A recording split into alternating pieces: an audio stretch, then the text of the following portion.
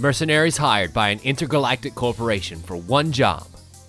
Destroy the opposing team and everything they hold dear. And then take out their solar drill. Only then can we turn the tide. Only with your help, because you are.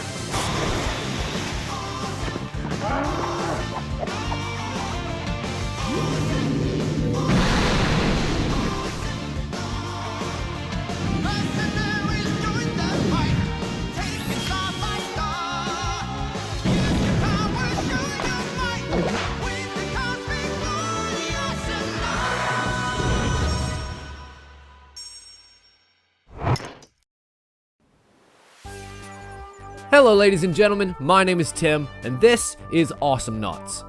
Made by the geniuses over at Ronimo Games, Awesomenauts is a side-scrolling platformer online battle arena, which I'm officially dubbing a SPOBA for brevity, released on Xbox Live Arcade and PlayStation Network in May of 2012, and subsequently released on Steam in August of that same year. In it, you join a team of 2 others online to battle endlessly against 3 other mercenaries, and it plays largely like any other MOBA would, except with the clear gameplay changes. You maneuver your way around the battlefield, escorting minion waves, defending and attacking turrets, and purchasing upgrades for yourself from the store, with solar gathered by viciously murdering your enemies, who are trying to do the same thing. But it's the gameplay style that gives it the unique strength of having another set of variables to toy with, especially when creating other mercs for players to choose. Games like LoL and Dota and Han often have to rely on character models, skill and movement variations, and the lane juggle support trinity when coming up with new champions. But with Awesomenauts, the options aren't quite that limited. You have the traditional role types, lane pushers, nukers, area control, supports, and so on, but because it's part platformer, you have characters that can jump, characters that can fly, characters that can Kirby their way around the battlefield. Some have rifles and shotguns, others lasers and nanobots. And these changes also streamline the gameplay experience by only having 2 lanes to defend, by eliminating the jungle, and limiting the number of players on the team to 3. This meant that a team of experienced and coordinated players can come in and decimate lesser teams, but also meant that one bad teammate doesn't necessarily screw over your entire game, so long as you and the other guy play well enough. All of this gave it a unique niche in a genre that is mostly comprised of clones, but it wasn't that made this game great. Matches can often last anywhere from 10 to 30 minutes, depending on the skill of the players. And with there being currently 4 stages, each with its own environmental hazards and traps, it's more difficult to feel like you're playing the same game over and over again, as can often happen with the MOBA syndrome. After you've chosen your merc, you're given access to his or her loadout, from which you can choose 3 of the up to 6 upgrades available for each skill on each person, which you can buy from the store during the actual match. This allows for a fair bit of team composition options, since the balance of team skill versus individual player skill is a bit more toward the middle.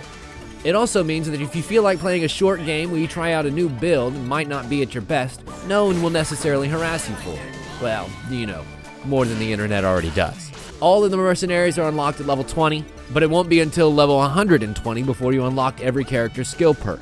And yes, there are things to buy with real money, but they were limited to character skins only.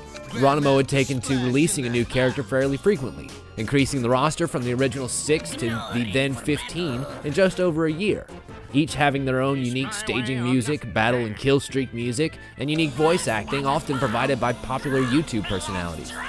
The game is overflowing with character and charm, and it's a good boiled down representation of the MOBA experience.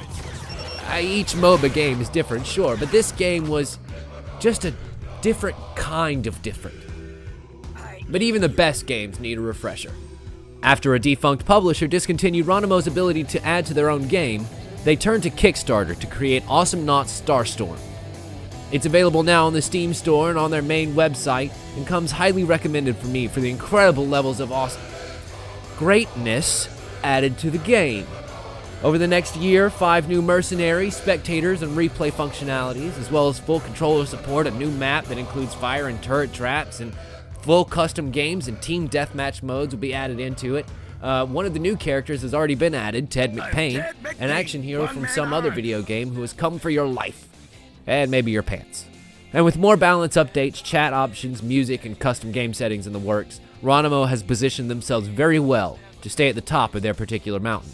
This game is a primary example of the easy to pick up and difficult to master principle, and its foundation is solid enough that shifting character builds and team compositions doesn't take away from the overall enjoyment of the game. Without pre-match building items such as runes or quintessences, the emphasis is much more placed on in-game player skill, and much less determined by simply who bought the best equipment. I cannot sing this game's praises enough. If it had a mouth, I'd probably kiss it. Go and pick this game up, because you know what? It's awesome. There, I said it. Are you happy? Awesome, awesome, awesome, awesome knots. I mean, what do you expect? I've told you everything you need to know. Shut up and give them your money. Why are you still here? Happy, happy, joy, joy, ladies and gentlemen. I'm gonna go hit myself in the head with a hammer. We'll see you next time.